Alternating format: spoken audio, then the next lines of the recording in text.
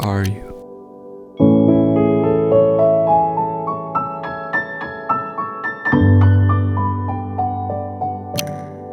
What do you want? No,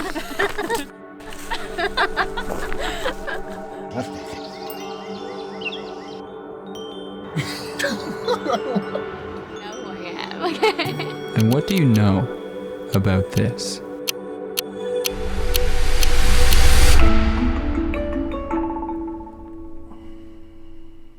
It's 6 a.m.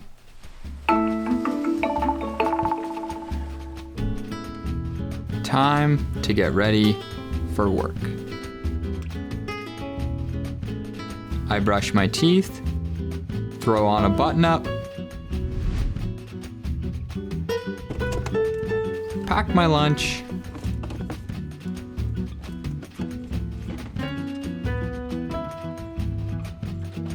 and forget my keys. Again.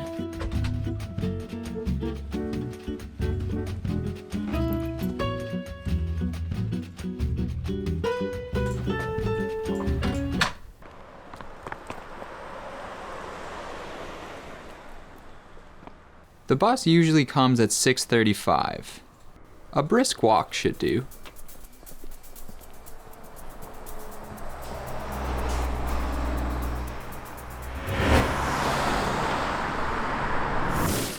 Make that a full-out sprint.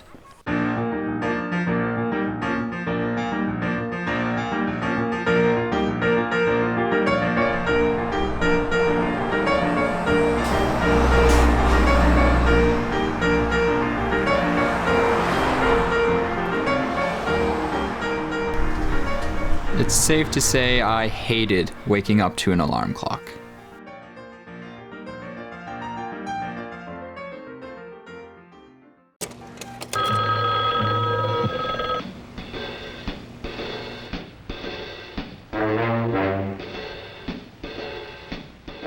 For most of history, people did not wake up to an alarm clock, nor did they necessarily wake up at a specific time.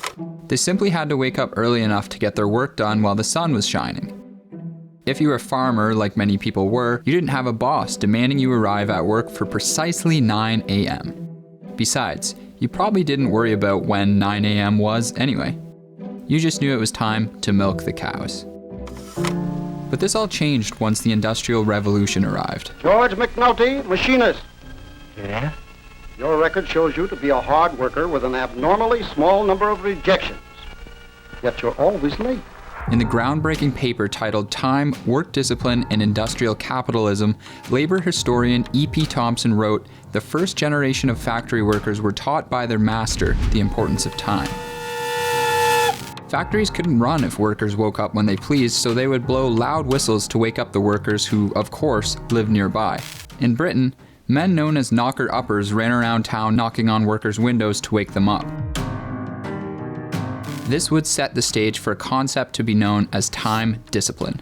He's an awful good man. We need good men. On time. In sociology and anthropology, time discipline is the general name given to social and economic rules governing the measurement of time. Shortly after the Industrial Revolution began, the pinnacle of time discipline would be invented: the alarm clock. As Wikipedia aptly states, the alarm clock is for many people a reminder of the intrusion of socio-economic time discipline into their sleep cycle. An intrusion that still exists 200 years later. And not just an intrusion, a relationship. A relationship between you and your employer, which still echoes the subordination, discipline, and fear tactics used by the factory owners in the Industrial Revolution.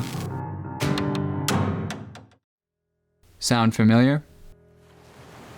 I know it did for me, until I said no. No to them, yes to me.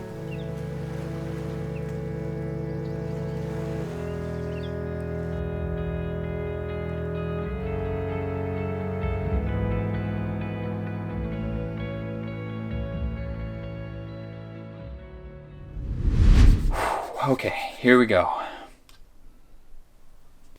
What's up, everybody? Welcome to my YouTube channel. No, that's stupid. Way too generic. What's going on, party people? Blah, blah, blah, blah, blah, blah, blah. Hey there, I'm Steve, and this is Cash College, where you learn the personal finance class that you should have learned in school, but you didn't learn it in school because school sucks and doesn't teach you anything of value, and now I'm just rambling. This is gonna take some work. On a seemingly normal day in the spring of 2005, something groundbreaking took place that would forever change the future of our world as we know it. Alright, so here we are in front of the elephants. And the cool thing about these guys is that they have really long trunks. And that's cool. And that's pretty much all there is to say. What you just witnessed was the first video ever posted to YouTube.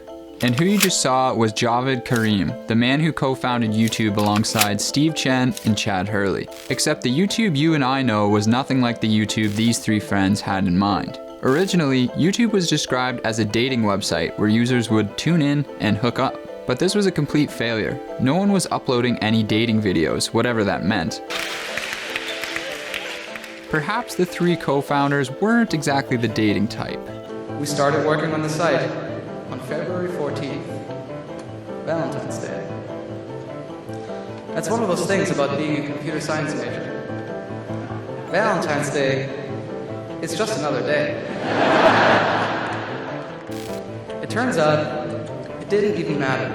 Our users were already one step ahead of us. That's a 10. They began using YouTube to share videos of all kinds. In a hip-hop head, we have this. Boom, bam, every time. Or Videos of their dogs. Bacon that's like maple. It's got maple flavor. The maple kind, yeah. Yeah, so. Yeah. Vacations. Anything. Hi, I'm Renata Bliss, and I'm your freestyle dance teacher. We found this very interesting. We said, why don't we just let the users define what YouTube is all about? The creators of YouTube quickly realized that they found success when they truly made it your too. It worked. Hello everyone and welcome to the first episode of Wine Library TV. Alright, welcome to my first video. Welcome to my very first non-gameplay video. At the time I'm recording this video, I have 8,000 subscribers and 1.8 million views. So whenever you see this, compare these numbers to whatever I have when you watch this. Seemingly ordinary people began accomplishing extraordinary things. A cultural revolution was taking place along with a complete shift in the old infrastructure of power. A lone voice with a message could reach millions of people around the world in an instant. The doors to a life on your terms had been flung open.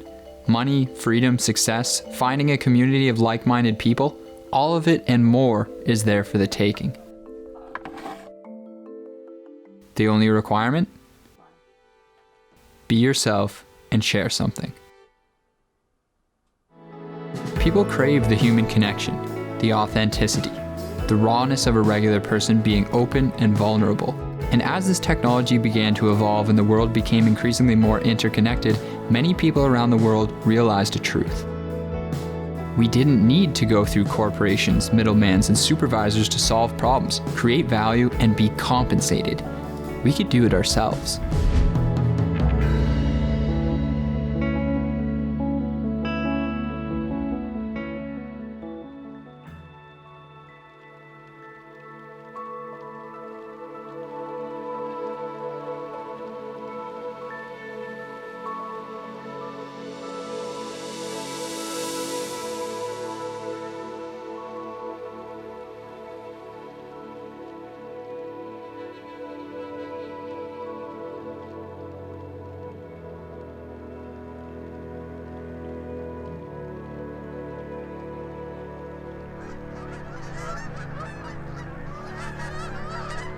What we have right now is a moment.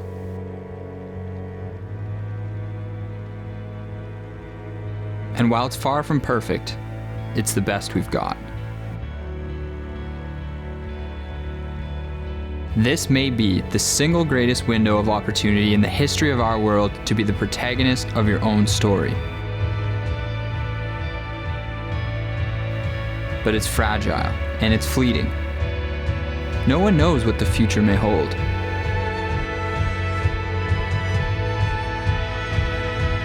So what will you do with it?